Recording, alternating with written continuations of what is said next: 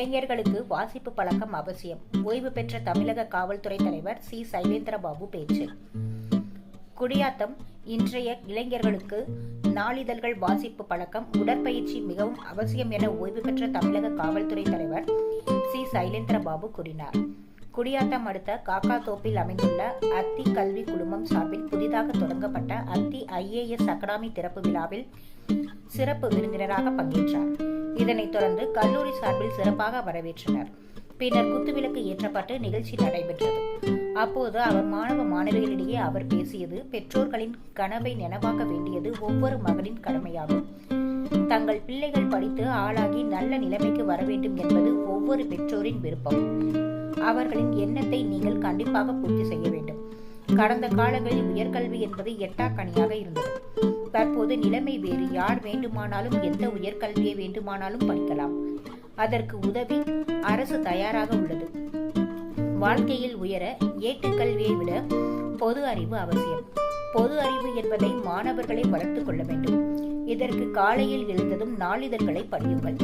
நாட்டு நடப்பு, உலக நடப்புகளை அதன் மூலம் தெரிந்து கொள்ளுங்கள். அடுத்தவர் விஷயங்களில் தலையிடுவது, வீண் வேலைகளை செய்வதை கட்டாயம் தவிர்த்துவிடுங்கள்.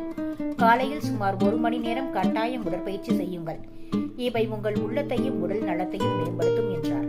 தமிழ்நாடு தேர்வு ஆணையத்தில் உள்ள அரசு பணிகள், அதில் உள்ள தேர்வு முறைகள், பாடங்களை எவ்வாறு தேர்ந்தெடுப்பது, படிப்பது குறித்தும் தயக்கம் இல்லா விடாமுயற்சியை வெற்றிக்கு வழிவகுக்கும் என்று அவர் கூறினார்.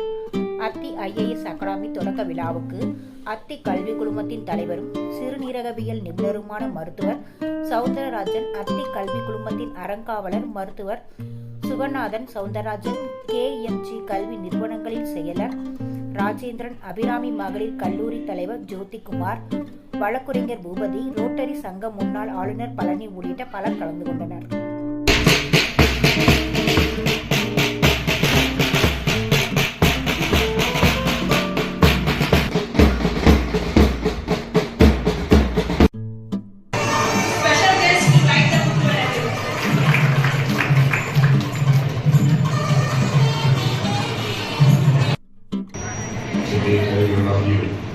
I'm delighted to arrive in the administration, the top administration of this country. On behalf of the management, the group of institutions, our country has brave soldiers and brave officers who will never afraid to stand becoming our most respected chief guest on the welcome you sir. The two twinkling stars of Kudiyatham town, we welcome both of you sir. Successful people build each other up.